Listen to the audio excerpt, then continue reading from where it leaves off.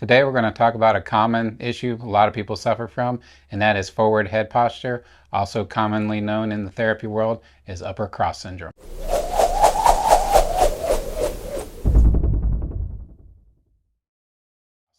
Welcome back to another episode of Twins Talk Therapy. You've got Aaron and Adam here, and we're twin brothers with over 30 years of experience with athletic training, massage therapy, and physical therapy. And today we want to talk about a common issue among that work in a seated position a lot, which is upper cross syndrome, meaning we have a forward head and shoulders rounded forward that cause a lot of muscle imbalances. We're going to talk about upper cross syndrome, the coin turned by Vladimir Yanda. Some experts have said that research doesn't prove that this is 100% correct all the time, but it still holds true about 70% of the time. So we still use it. It's not up to date with the current research, but it's still a very good blueprint to guide you for issues with people suffering from forward head posture and tight muscles. So when we talk about upper cross syndrome, the theory Yanda came up with was that there would be a tight line of muscles, which is the A line here, and a weak line of muscles, which is the B line here. And the tight line, they would be over facilitated muscles. Those would include the pec muscles, which is your chest muscles, the upper trapezius, which the shoulder muscles that get tight when people have headaches, the levator scapulae, which comes all the way up the neck, and that technically is a headache causing muscle. The sternocleidomastoid, which when you turn your head and your muscle pops out here, that's the sternocleidomastoid. The suboccipitals at the base of the skull get super tight. Subscap, which is a muscle underneath your scapula, is part of the rotator cuff. Latissimus dorsi, which is the lat muscles, the bat wing muscles, and then arm flexors being the front. And Aaron, if you want to go over the weak and inhibited line.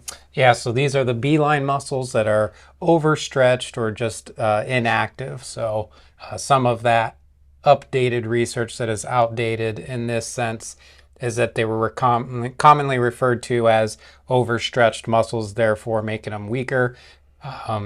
This is thought to be not necessarily overstretched muscles, but inactive muscles just due to prolonged posture and positioning. So the weak inhibited muscles would be the longus capitis, longus colli, the hyoids, serratus anterior, rhomboids, the lower trapezius, posterior rotator cuff, and the arm extensors. So a lot of just everything in the back that you see with the forward head, everything that would be put on an elongated position would be the weaker inactive muscle or underactive muscles.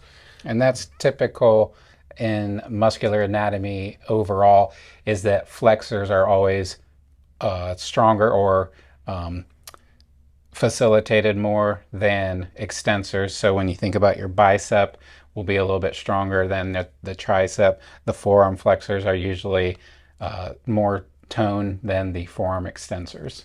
And I believe, Adam, if I'm correct, some of the updated information is these muscles are tight, so we need to stretch these. These muscles are weak, we need to strengthen, where it's actually the opposite of that, where these muscles need to be activated almost to get a relaxed response. It's called reciprocal inhibition.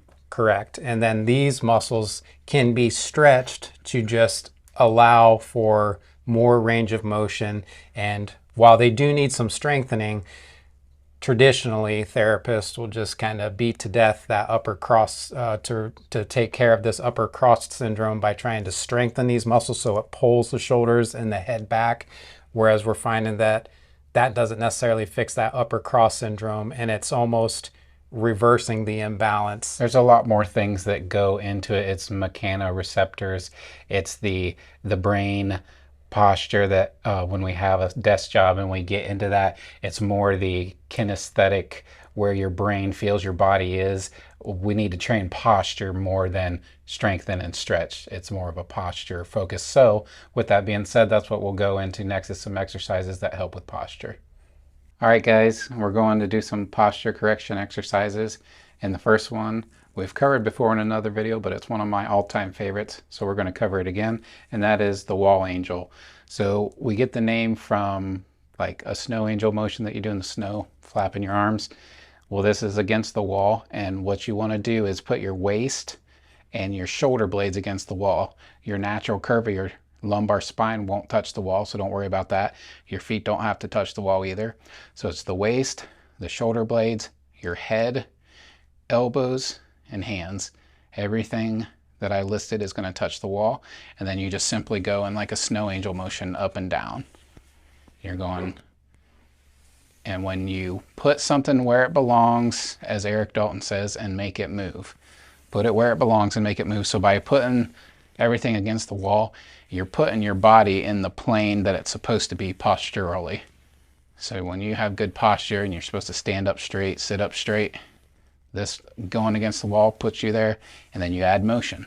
That integrates where your body should be with your brain and your nerves, communicating to your muscles. So that's the first one, wall angels, and we'll move on to the next. Before we move along with any more exercises, I just want to quickly state that these exercises shouldn't be used in replace of medical advice. So please speak with your primary care physician whether any of the exercises we demonstrate in this video are safe for you to do. All right, so moving forward, we're going to do the chin tuck exercise. This is just going to help activate those neck extensors, also give a little bit of a stretch or an eccentric contraction in addition to those neck flexors. So you're just going to tuck your chin and relax. Tuck your chin and relax. You can add extension. Just make sure, again, with your primary care physician that it's okay, depending on spinal stenosis or any type of issues you might have, that you are safe to go into extension with the chin tuck exercise. So 3 sets of 10 reps is typical for all these exercises that we're demonstrating as a starting point. And you can adjust from there, either lower the reps or increase the reps depending on how it feels. And we're going to move it to Adam to demonstrate the next exercise. The next exercise, we're going to go over our scapular punches. This is going to work the serratus anterior, which is known as the boxer's muscle, and that is on the B line in the upper cross syndrome, which is weak and inhibited. So what you're going to do for that is lay down on the floor or your bed or a couch. And what you want to do is straighten your arm, and you're going to hold it straight like that. And then you're not punching like this. You're keeping your arm straight, and you're getting like 2 inches of upward motion, maybe just an inch. And you're lifting that scapula, your shoulder blade, up and down off of wherever you're laying. And that's going to activate serratus anterior so that it is not weakened and inhibited. All right, so the next exercise we're going to do is scapular retraction exercise, or scap retractions. All that's doing is squeezing your shoulder blades together. And what I like to do sometimes, just to add an extra range of motion, is when I squeeze, I drop my shoulder blades down with the squeeze. And again, that's because when we're at a desk, our shoulders tend to elevate. So I'm going to kind of exaggerate that rounding and then bring it back and squeeze and then drop my shoulder blades down. So I'm going to turn all the way around just to show you the motion. So round those shoulders, squeeze, and then depress your shoulders down. Try to bring those shoulder blades down and hold for a second and then relax. Squeeze, drop the shoulder blades, relax. The next exercise, we're going to play right from those scapular squeezes, and we're going to do scapular clocks. So just as the name suggests, we're going to go into different motions. So the scapula protracts or goes forward, it retracts, it elevates, and it depresses. So we're just going to go through those motions. So you almost think circles, but you do it segmentally. So you don't just go in full circles. It doesn't have to be super slow, just at an even tempo, going those 4 directions. And we'll send it back over to Adam for the next one. One muscle that gets super tight when we're at a seated forward posture position is the pectoralis major muscles, which is the chest muscles.